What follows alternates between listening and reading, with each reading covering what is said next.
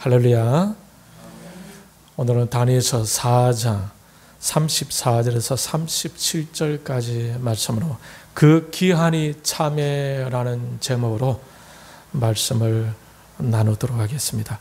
지난 시간에 우리는 느부갓네살 왕에게 찾아오신 하나님을 같이 생각해 보았습니다. 왜 찾아오셨습니까? 하나님께서 그의 교만함을 보셨고 또 오직 하나님만 신앙하고자 하는 하나님의 사람들을 사지로 내몬 것을 잊지 않으셨기 때문입니다. 그래서 하나님은 느부갓네살 왕에게는 심판으로 함께 하셨고 하나님의 사람들 사드락 메삭 아벳노고에게는 보상으로 함께 해 주셨습니다. 그들과 함께 동행해 주셨고 그들의 생명도 지켜 주셨습니다.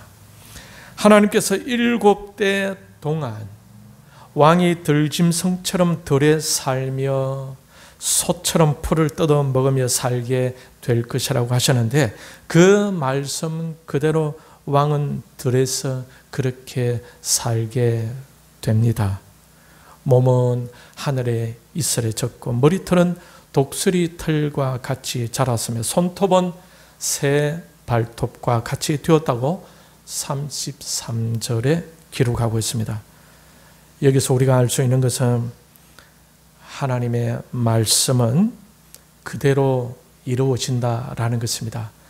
하나님이 작정하시면 그 작정한 것을 그대로 이루시는 것을 볼 수가 있습니다. 민수기 23장 19절을 보면 같이 읽겠습니다. 시작.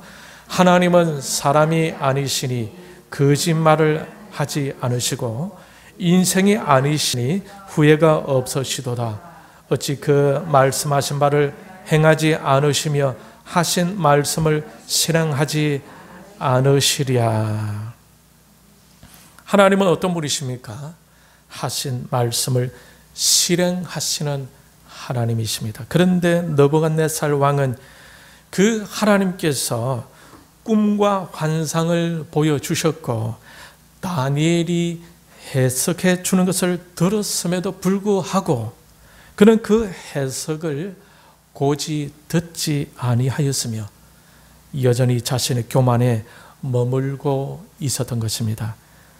그 말씀이 그대로 이루어질 줄을 생각하지 못했던 거겠죠. 그래서 오늘 말씀의 제목에서 볼 수 있는 것처럼 그 기한 동안 어떤 기한입니까? 7년 동안 들에서 짐승처럼 비참하게 보내게 되는 것입니다. 그의 몰골은 말이 아니었죠. 33절에서 볼 수 있는 것처럼 소처럼 풀을 뜯어 먹으며 몸이 하늘 이슬에 젖고 머리털은 독수리 털과 같이 자랐고 손톱은 새 발톱과 같이 되었다라고 하고 있습니다. 하나님 말씀에 유의하지 아니하고 순종하지 아니한 결과입니다. 저와 여러분은 하나님 말씀에 귀담아 듣고 그 말씀에 순종하여 복된 삶을 누리시길 바랍니다. 할렐루야. 이사야 55장 3절에 보면 같이 읽겠습니다. 시작. 너희는 귀를 기울이고 내게 나와 들으라. 그리하면 너희 영혼이 살리라. 신명기 28장 2절 시작. 너가 내 하나님 여호와의 말씀을 순종하면 이 모든 복이 내게 임하며 내게 미치리니. 이사야 1장 19절 시작. 너희가 즐겨 순종하면 땅의 아름다운 소산을 먹을 것이요. 그런데 느부갓네살 왕은 하나님께서 들려주셨던 그 교훈을 한 귀로 듣고 한 귀로 흘려보내고 말았던 것입니다. 그렇게 되자 그의 교만한 마음이 완전히 드러나게 되었고 하나님은 바로 즉시 그를 들로 쫓아내 버렸습니다. 그 기한이 바로 7년이라는 세월 동안이었습니다. 짧은 세월은 아니죠. 그 긴 세월을 그렇게 힘들게 보내고 있었던 거죠. 34절, 이제 기한이 찼습니다. 느부갓네살이 확실히 깨닫게 되는 데에는 7년이라는 세월이 흘렀다라는 것이 아니겠습니까? 이것은 하나님께서 그의 중심을 보시면서 오케이 하실 그때가 바로 7년이라는 세월, 회개하고 변화가 있게 되어진 시간이 바로 7년이라는 세월이었던 것입니다. 여러분, 7년이라는 이 기간을 생각할 때에 어떤 생각이 드십니까? 사람이 변화되는 데 있어서 참 많은 시간이 걸리는구나 라고 생각되지 않습니까? 왕으로서 자신의 자존심과 명예심의 근거에 살았던 옛날에 그 자신을 내려놓는 데 있어서 그 많은 시간이 필요했던 것입니다. 바울은 그렇지 않았죠. 다메섹 언덕에서 주님을 만난 후 그는 즉시 변화되는 과정을 거칩니다. 그 후에 하나님께서 계속 그를 다듬어 가시면서 사용하셨습니다. 느부갓네살 왕이 깨닫게 되는 것에 있어서는 7년이라는 긴 세월이 걸렸어요. 그가 가지고 있던 세상적인 안목, 세상적인 방법, 세상적인 기준들이 무너지고 하나님을 바라볼 수 있는 안목이 열려지는 데 있어서 7년이라는 기간이 필요했었던 것입니다. 하나님께서 이스라엘 백성들을 출애굽하게 하신 후에 광야 생활을 몇 년 동안 하게 하셨습니까? 40년 동안. 이스라엘 백성들을 바벨론 포로로 몇 년이나 있게 하셨습니까? 70년 동안. 애굽의 노예로는 몇 년 동안 하나님께서 작정하셨습니까? 400년 동안. 이처럼 하나님의 사람으로 만들어가는 데 있어서 하나님께서는 시대별로 각각에 대한 계획하신 시간들이 있었습니다. 이 자리에 나오신 여러분 개인을 훈련시켜 가시는 데에는 과연 어느 정도의 기간을 두고 훈련시켜 가실까요? 하나님께서 여러분에 대한 계획하신 시간이 있을 것입니다. 그런데 시작이 있다면 끝도 있는 것이 아니겠습니까? 성실하게 하나님으로부터 주어진 말씀을 붙잡고 실험해 가면 어느 순간 기한이 찰 때가 올 것입니다. 그때까지 하나님 앞에서 성실하게 최선을 다하여 말씀과 기도로 자신을 훈련시켜 가게 되면은 그때가 반드시 오고 영안이 열리는 시간을 맞이하게 될 것입니다. 느부갓네살 왕이 바로 그 시간을 맞이하게 되었어요. 34절을 보면은 그 기한이 참에 나 느부갓네살이 하늘을 우러러 보았더니 내 총명이 다시 내게로 돌아온지라. 느부갓네살이 짐승 같은 삶을 무려 7년 동안이나 경험한 후에 회개함으로 정신이 온전해지고 다시 왕권을 회복하게 된다는 사실을 기술하고 있어요. 27절을 보십시오. 27절 그런 저 같이 읽겠습니다. 시작. 그런 저 왕이여 내가 아뢰는 것을 받으시고 공의를 행함으로 죄를 사하고 가난한 자를 긍휼히 여김으로 죄악을 사하소서. 그리하시면 왕의 평안함이 혹시 장구하리다 하니라. 다니엘이 왕에게 권면한 내용입니다.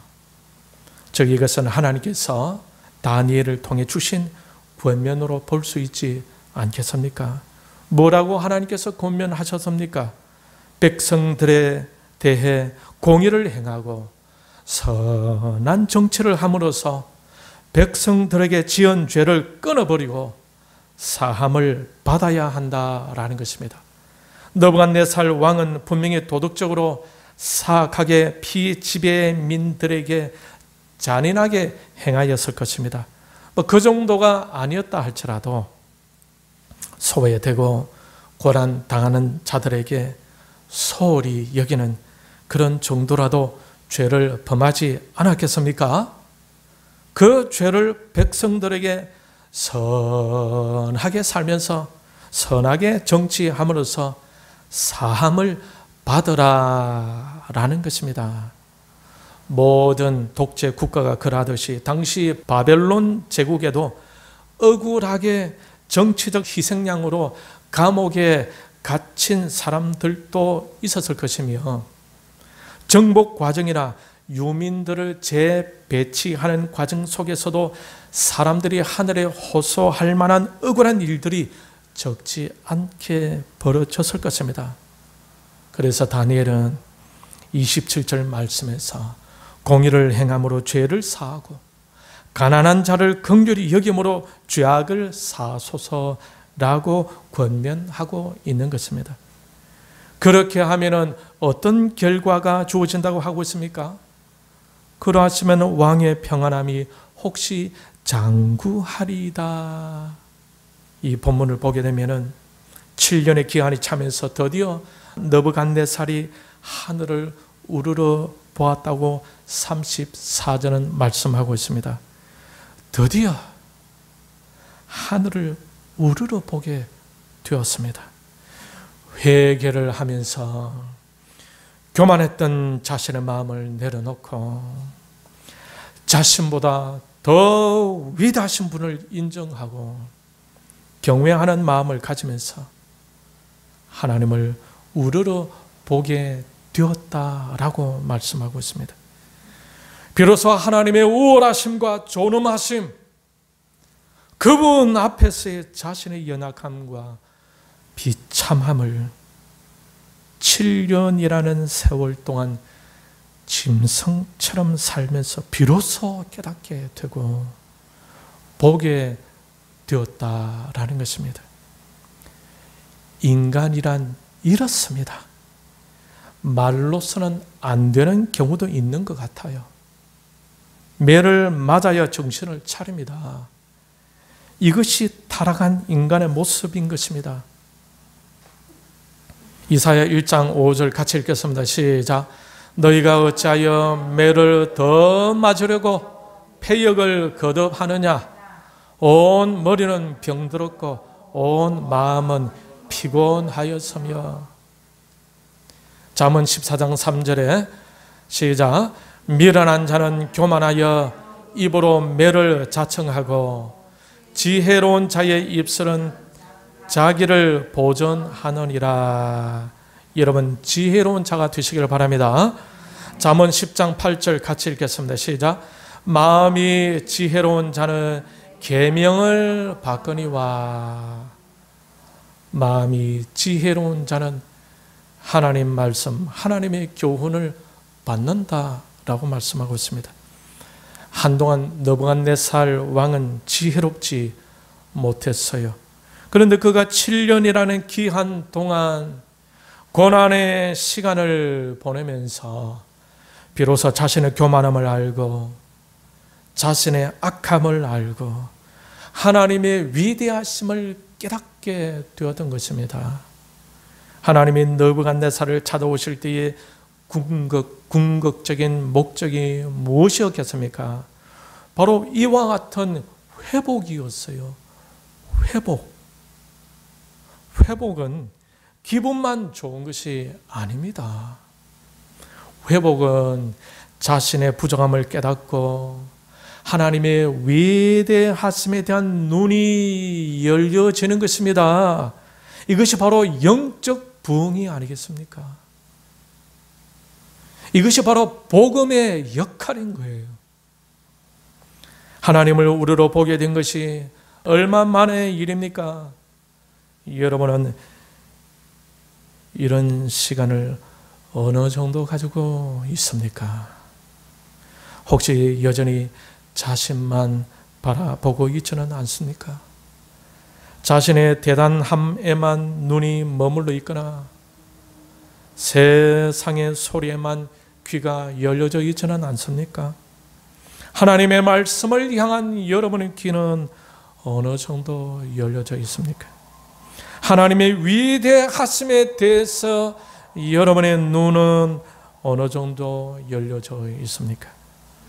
하나님의 아버지의 마음에는 여러분의 마음이 어느 정도 열려 있습니까? 어버이 주간에 낳아주신 부모님을 생각하면서도 또 하나님 아버지께 마음을 활짝 여는 시간이 되시길 바랍니다. 느부갓네살이 하나님을 향해서 이러한 것들이 열려지게 된 것이 그가 들짐승처럼 들로 쫓겨난 지 7년 만에 이루어진 것입니다.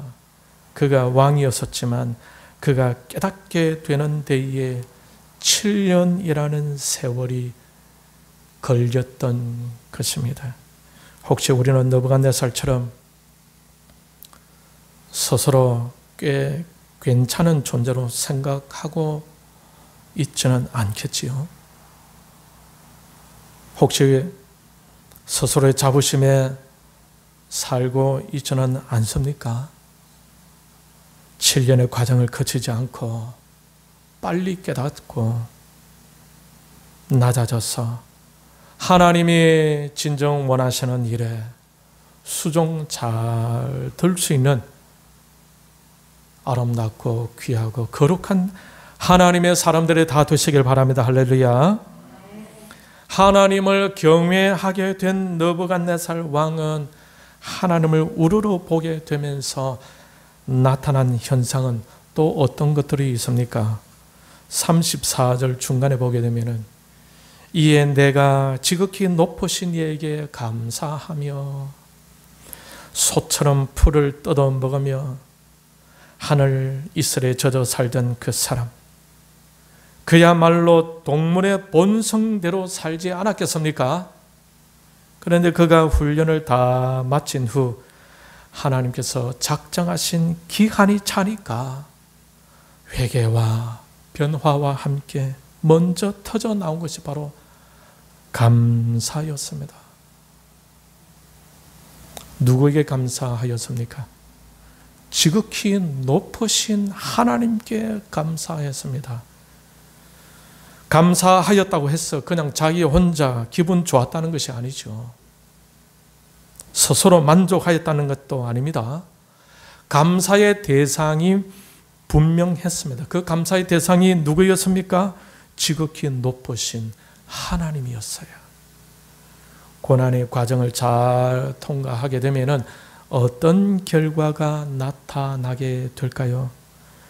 하나님이 지극히 높으신 분이심이 깨달아져야 하고, 그리고 그 하나님께 감사가 터져 나오게 되는 것입니다.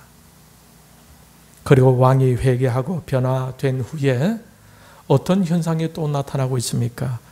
34절 중간에 보게 되면은 영생하시는 이를 찬양하고 경배하였나니, 이 모습을 통해 우리가 알 수 있는 것이 무엇입니까? 왕이 하나님 앞에서 진정한 회개를 하고 있었음을 알 수가 있죠. 교만했던 그 느부갓네살이 가식적인 것이 아니라 진정으로 겸손하고 겸비한 상태에 있게 되었음을 알 수가 있는 것입니다. 그동안 왕은 어떻게 살았습니까? 자신을 신격화하고 끊임없이 자기를 높이는 교만한 태도를 고집하며 살았어요. 그런데 그 결과가 어떻게 됐습니까? 신으로 추앙받기는커녕 사람들과도 더불어 살아갈 수 없는 짐승처럼 되는 지경에 이르지 않았습니까? 이것은 무엇을 의미합니까? 하나님은 그를 기뻐하지 아니하셨다라는 거예요. 저와 여러분은 하나님이 기뻐하시는 사람들이 다 되시길 바랍니다. 할렐루야. 기한에 차면서 왕이 달라졌어요. 왕이 변화되었습니다. 여러분도 한 달 전보다 내일은 더 달라질 수 있기를 바랍니다. 1년 전보다 내일은 더 달라질 수 있기를 바랍니다. 여러분 속에서 느부갓네살 왕처럼 하나님께 감사하고 찬양과 경배가 있기를 바랍니다. 7년이라는 고난의 기한을 거치지 말고 잘 깨달았어. 믿음으로 미리 감사와 찬양과 경배의 삶을 살 수 있기를 바랍니다. 그리고 또 어떤 변화가 있습니까? 34절. 그 권세는 영원한 권세여 그 나라는 대대에 이르리로다. 예전에는 왕은 어떤 사람이었습니까? 30절을 보면 잘 알 수가 있는데, 나 왕이 말하여 이르되 이 큰 바벨론은 내가 능력과 권세로 건설하여 나의 도성으로 삼고 이것으로 내 위엄의 영광을 나타낸 것이 아니냐 하였더니, 예전에는 왕은 자기 중심적인 사람이었어요. 모든 것을 자기 중심적으로 보았어요. 모든 것을 자기의 것으로 생각했었어요. 그래서 자기 마음대로 했어요. 자기 기분대로 했어요. 그래서 자신의 능력과 자신의 권세에 근거하여 자신의 위엄과 자신의 영광만을 생각하던 사람이었던 것입니다. 바울은 로마서 8장 5절에서 이렇게 말하고 있습니다. 같이 읽겠습니다. 시작. 육신을 따르는 자는 육신의 일을, 영을 따르는 자는 영의 일을 생각하나니. 느부갓네살 왕의 예전의 생각은 영의 생각이었던 것 같습니까? 아니면 육신의 생각이었던 것 같습니까? 육신의 생각이었죠. 그런데 그는 아무런 문제를 느끼지 못하면서 살아갔었어요. 바울은 육신의 생각은 뭐라고 했습니까? 사망이라고 했죠. 영의 생각은 생명과 평안이라고 했습니다. 로마서 8장 6절. 그리고 육신의 생각은 하나님과 원수가 된다고 했습니다. 로마서 8장 7절.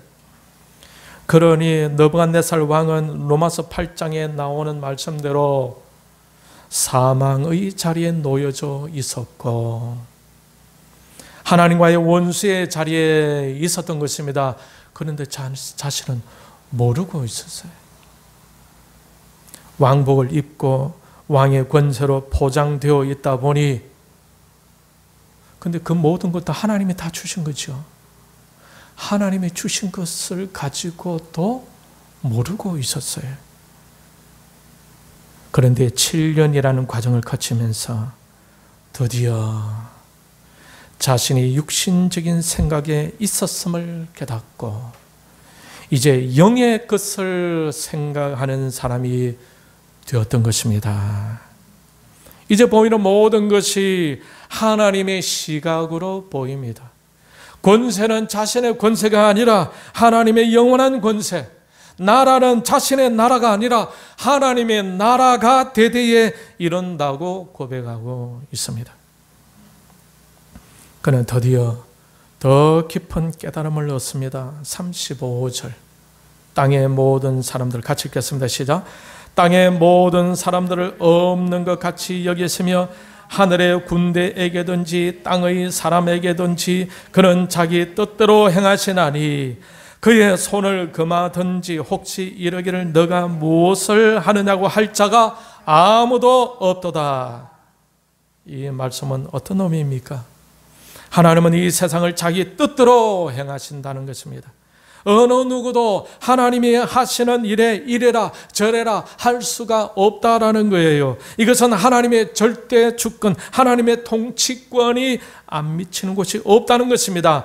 하나님만이 절대 지존자이시다라는 것이죠.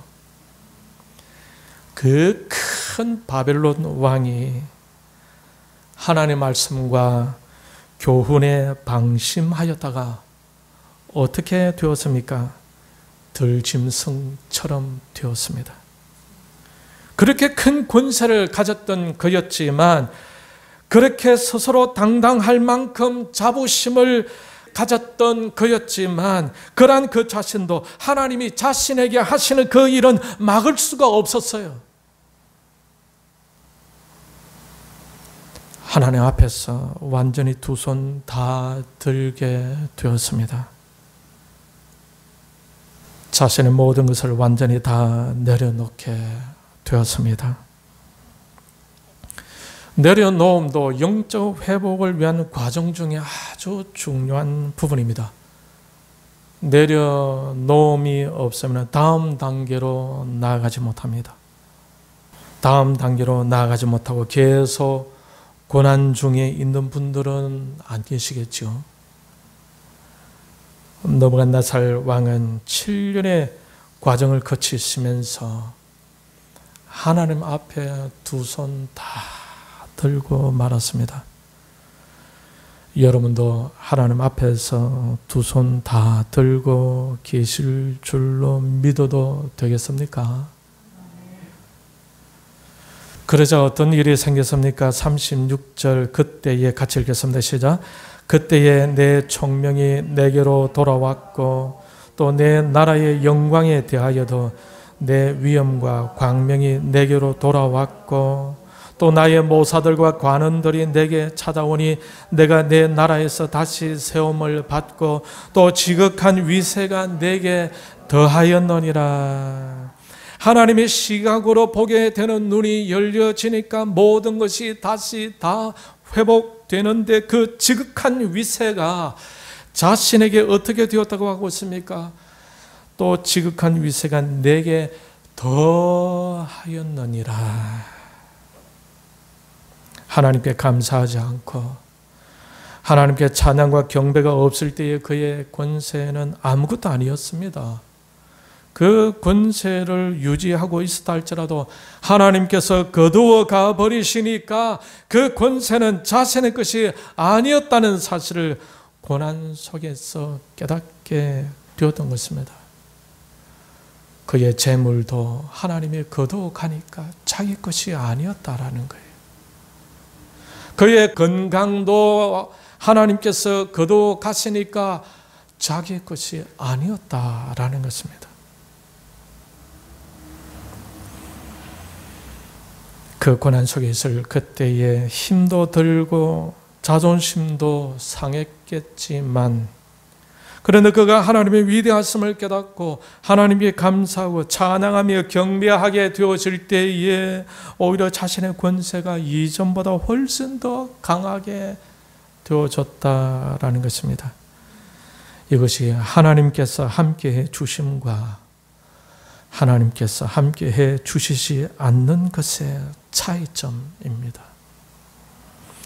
여러분은 하나님의 위대하심을 깨닫고 그 하나님께 감사하고 찬양과 경배로 하나님을 우러러 보고 계시나요?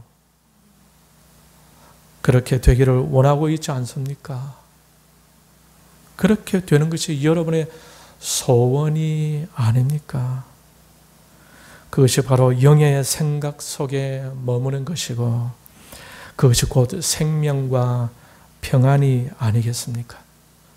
그것이 바로 은혜이고 그것이 바로 복인 것입니다. 느부갓네살 왕이 깨달으면서 그의 삶의 패턴이 완전히 달라졌어요. 저와 여러분도 빨리 깊이 깨달아서 감사와 찬양과 경배가 있는 삶이 되기를 바랍니다. 할렐루야.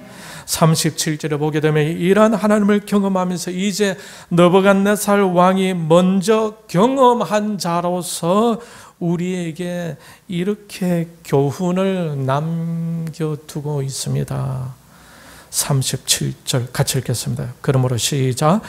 그러므로 지금 나 느부갓네살은 하늘의 왕을 찬양하며 칭송하며 경배하노니 그의 일이 다 진실하고 그의 행하심이 의로우심으로 교만하게 행하는 자를 그가 능히 낮추심이라. 왕은 자신의 경험을 바탕으로 고백하는 말이 하나님의 일은 다 진실하고 의로우심으로 교만하게 행하는 자를 그가 능히 낮추신다고 고백하면서 4장이 마무리되고 있습니다. 이 자리에 혹시 마음이 높은 분이 안 계시겠지요? 느부갓네살 왕처럼 하나님의 교훈을 소홀히 여길 만한 분들은 안 계실 줄 믿습니다.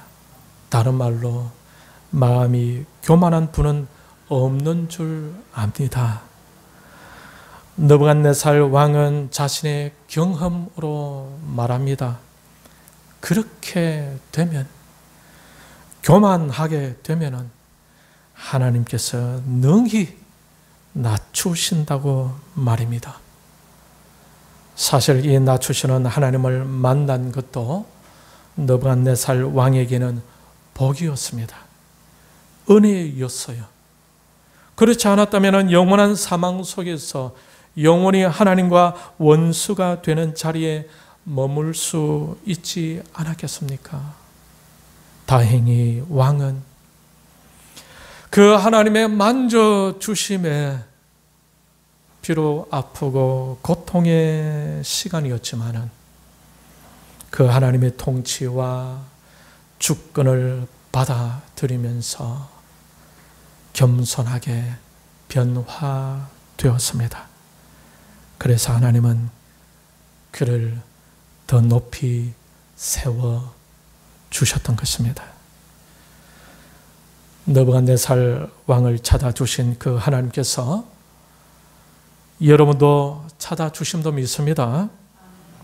왕이 깨달았던 것처럼 여러분도 더 빨리 깨달아서 좀 더 일찍, 좀 더 많이 하나님이 진짜 원하시는 일에 동참하면서 하나님의 기쁨이 다 되시기를 바랍니다. 그리고 하나님께서 더 높이 세워주시는 것을 경험하고 더 많은 영양분이 가득한 간증 이야기들을 여러분의 가문에 남겨가는 여러분이 다 되시기를 주님의 이름으로 축원합니다.